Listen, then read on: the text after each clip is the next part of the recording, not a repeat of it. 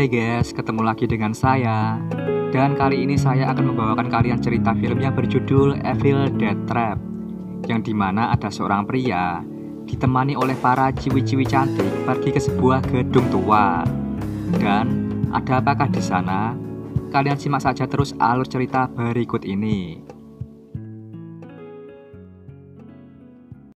Di awal film ada seorang bocah bernama Hideki melihat seorang reporter di televisi sangat mirip dengan ibunya yang telah meninggal. Siapa itu Hideki? Kita akan mengetahuinya nanti. Lanjut ke sebuah kantor siaran televisi. Di sana seorang reporter muda bernama Nami Suchiya mendapatkan sebuah paket kiriman berupa rekaman video. Setelah video itu diputar, ternyata isinya cukup mengejutkan.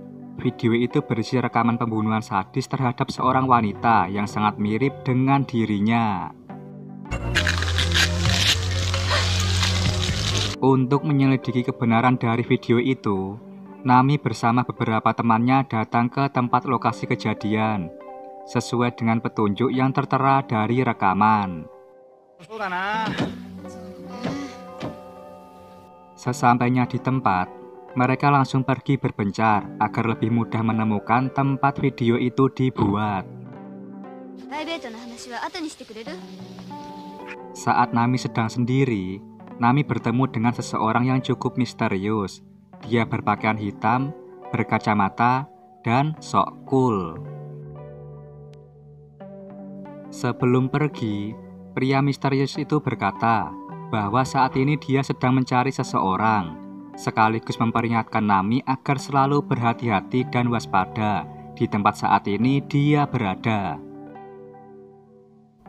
Di bangunan lain, Rei Sugihara mulai merasa merinding saat dihadapkan dengan bangunan tua seram yang telah lama terbengkalai. Namun yang cukup membuat dia ketakutan adalah ketika ada seekor ular yang mencoba masuk ke dalam selangkangan. Tapi entah mengapa ular itu tidak jadi masuk, atau mungkin karena selangkangannya terlalu bau. Di saat Rei tengah ketakutan, salah seorang temannya bernama Kondo muncul secara mengejutkan dari dalam lemari. Merasa bahwa bangunan kosong ini merupakan tempat yang sepi, Kondo berniat melancarkan aksi bejatnya dengan melakukan tanah paksa di suasana yang sangat pas. Namun Rei justru menikmati genjotan yang dilancarkan Kondo kepada dirinya hingga selesai.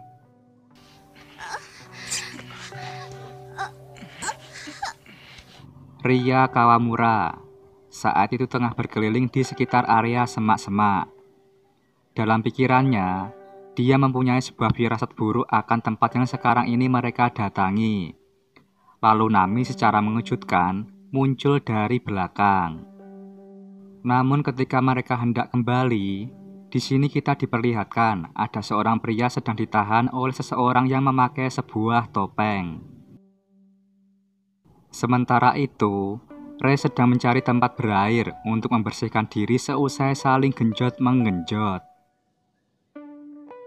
Ketika dia memasuki ruangan sebelah, betapa terkejutnya setelah mengetahui bahwa di atap langit-langit dipenuhi dengan banyak belatung.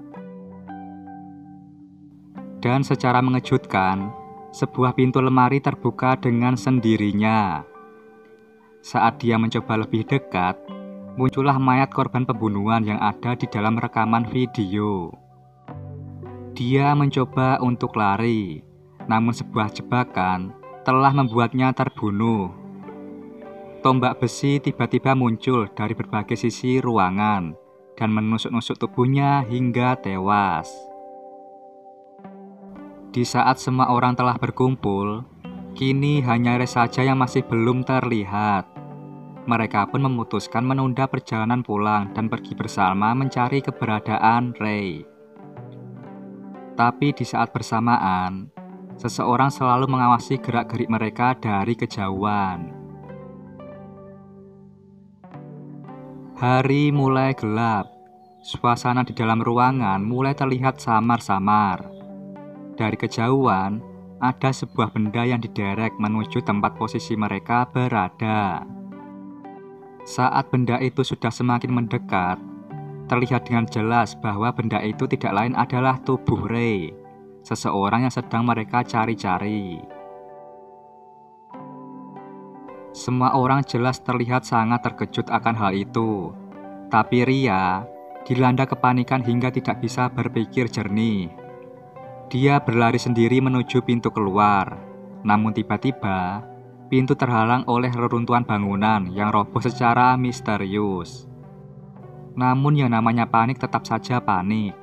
Ria masih terus berlari ke segala arah asal bisa menemukan jalan keluar. Tapi akhirnya dia berhasil. Sedangkan di dalam gedung, semua orang masih sangat berhati-hati untuk bergerak. Di dalam kegelapan, mereka bertemu seseorang yang menggunakan sebuah topeng yang tiba-tiba melukai wajah Abe. Mengetahui bahwa orang itu berbahaya, mereka kemudian berlari untuk menyelamatkan diri. Namun Abe terjatuh hingga kakinya terkilir. Sedangkan Nami dan Kondo, mereka justru terjatuh masuk ke dalam sebuah lubang. Abe kemudian bersembunyi di dalam sebuah ruangan. Namun Pisiko itu berhasil menemukan dirinya. Di dalam kegelapan, Abe berusaha keras melakukan perlawanan agar tetap bisa bertahan hidup. Namun ketika dia mendapati tangannya telah tersayat, Abe jatuh pingsan karena tak kuat melihat darah yang keluar dari dalam tubuhnya. Sementara itu, di luar Ria berhasil sampai ke dalam mobil. Dia berusaha membawa mobil itu pergi untuk menyelamatkan dirinya sendiri.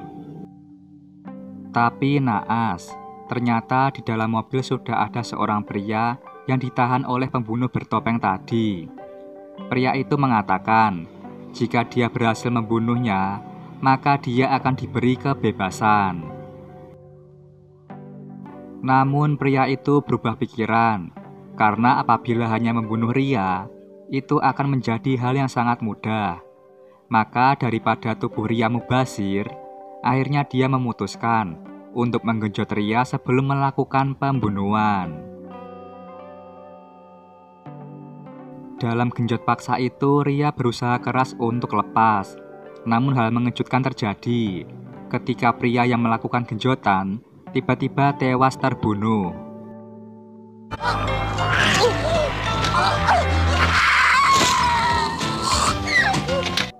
Melihat ada seseorang yang mati tepat di hadapannya, membuat Ria menjadi semakin panik dan segera bergegas kabur. Namun saat dia mencoba untuk kabur, tiba-tiba sebuah tali telah mengikat lehernya terlebih dahulu, yang membuat dirinya tercekik hingga terseret sampai tewas. Di tempat lain, Nami mulai tersadar setelah sebelumnya jatuh ke dalam lubang. Tapi bukannya jatuh ke bawah, melainkan dia terbangun tepat di atas gedung. Dalam keadaan terluka, seseorang yang ia temui sewaktu datang mengagetkannya. Orang itu lalu menunjukkan kepada Nami, kepala dari temannya yang bernama Kondo, ternyata sudah terpisah dari badannya. Pria itu terlihat cukup ramah. Setelah kejadian yang cukup mengejutkan, Nami mulai berbincang-bincang dengan orang yang tak dikenal itu. Kita sebut saja dia Mr. Cool, karena dari awal sampai akhir, namanya sama sekali tidak disebutkan. Mr. Cool mengatakan bahwa kedatangannya adalah untuk mencari adiknya yang bernama Hideki. Dia mengatakan bahwa dia dan adiknya telah terpisah sewaktu mereka masih kecil di tempat saat ini Nami berada.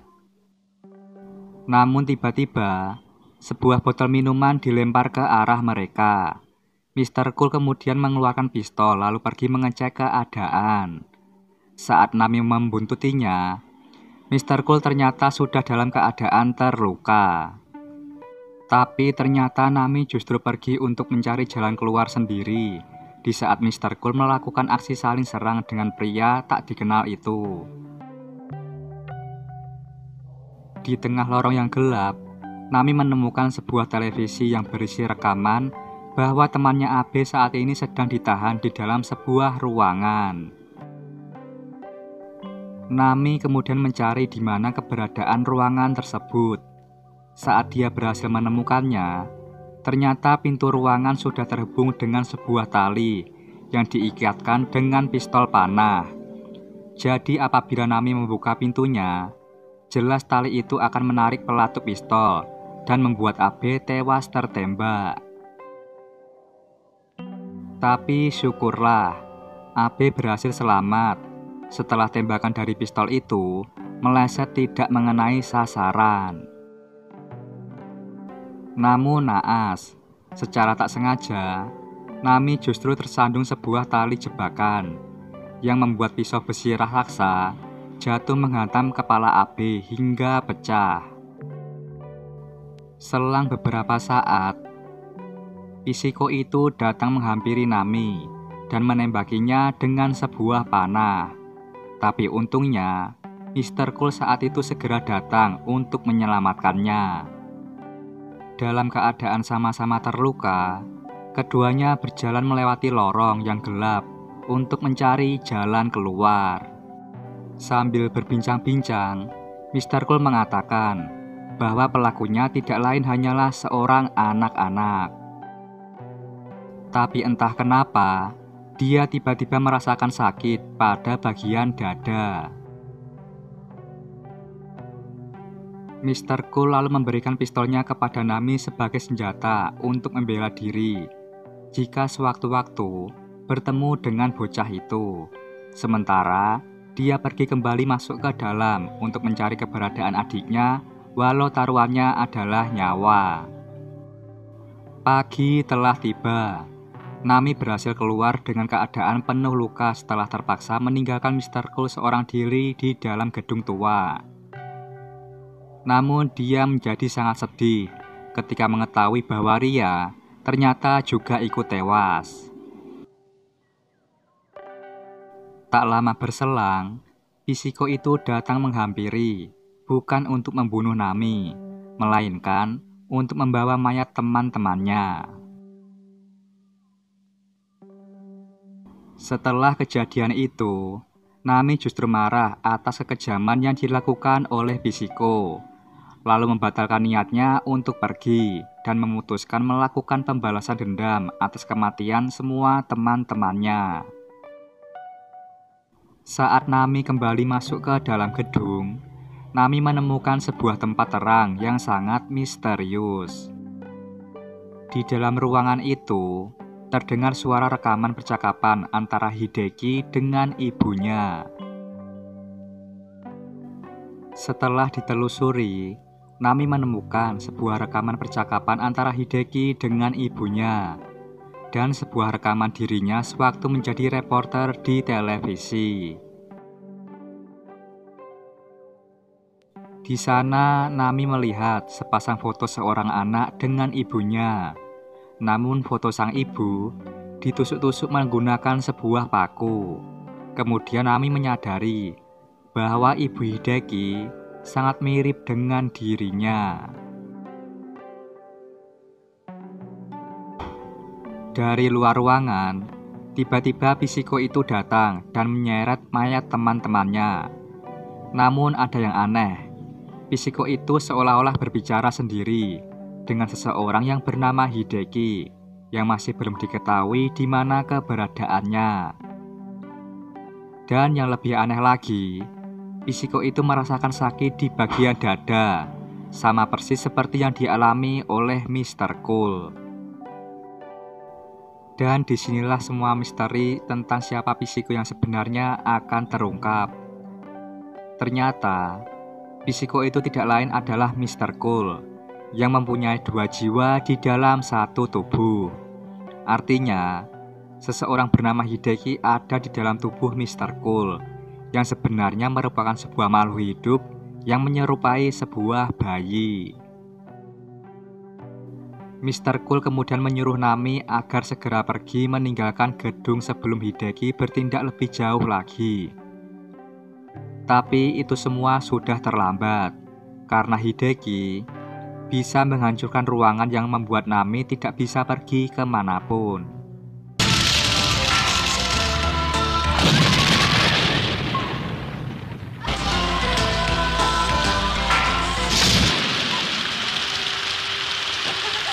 Akhirnya, Mr. Cool meminta Nami agar segera membunuh dirinya untuk mengakhiri semua kegilaan yang sedang terjadi.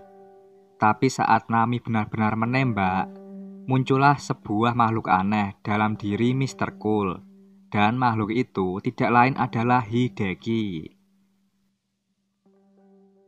Nami mencoba bersembunyi di balik ruangan, tapi makhluk bernama Hideki seolah-olah bisa mengendalikan semua hal yang berada di tempat itu, termasuk ruangan di mana Nami saat ini bersembunyi. Akhirnya tentakel Hideki melilit leher Nami dan nyaris membuatnya terbunuh. Tapi Mr. Cool untungnya segera datang dan memasukkan Hideki kembali ke dalam tubuhnya. Mr. Cool kemudian mengambil sebuah pisau dan melakukan bunuh diri agar Hideki juga ikut mati bersamanya. Saat dia menusuk tubuhnya, tubuh Mr. Cool tiba-tiba meledak hingga terbakar. Akhirnya Nami merasa lega karena semua sudah berakhir. Namun, semua itu belumlah sepenuhnya berakhir. Saat Nami mencoba pergi keluar, Hideki ternyata masih bisa mengendalikan tubuh mati Mr. Cool dan mencoba mencekik Nami hingga tewas. Tapi untungnya, Nami segera menusuk mata Hideki yang membuatnya kesakitan hingga terjatuh dari atas gedung. Nami melihat bahwa tubuh yang Hideki gunakan sudah hancur berkeping-keping. Dia kemudian mencoba pergi, namun pingsan di tengah jalan. Saat Nami terbangun, ternyata dia sudah berada di dalam rumah sakit setelah ditemukan oleh seorang detektif. Detektif itu berkata bahwa dia sudah berusaha untuk menemukan makhluk seperti yang Nami ceritakan, yaitu bayi bernama Hideki dengan tinggi 30 cm. Tapi, detektif mengatakan bahwa hal seperti itu tidaklah ada, bahkan setelah memeriksa tubuh dari orang yang terbakar. Setelah kejadian mengerikan yang menimpa dirinya berlalu, kegiatan keseharian Nami berjalan lancar seperti biasa. Dia bahkan naik pangkat menjadi pembawa acara televisi. Tapi setelah acara TV selesai, seseorang menitipkan sebuah benda milik orang yang sebelumnya dia temui, yaitu korek api milik Mr. Cool. Nami cukup terkejut dengan benda yang dia lihat. Tapi tiba-tiba, tubuh Nami mulai merasa kesakitan hingga meledak-ledak. Dan dari dalam selangkangannya, muncullah sosok bayi Hideki yang ternyata selama ini berada di dalam tubuh Nami sambil berkata, "Mama." Dan setelah itu film pun berakhir. Nah, begitulah alur ceritanya. Dan yang jadi pertanyaan adalah, Hideki ini sebenarnya dia itu makhluk apa? Di situ pun saya masih kurang paham. Dan bagaimanakah dengan nasib Nami? Apakah dia akan hidup atau mati? Itu juga masih jadi misteri. Oke semuanya, terima kasih bagi yang sudah mampir dan menyaksikan. Tolong bantu untuk subscribe. Dan sampai jumpa lagi di alur cerita film berikutnya.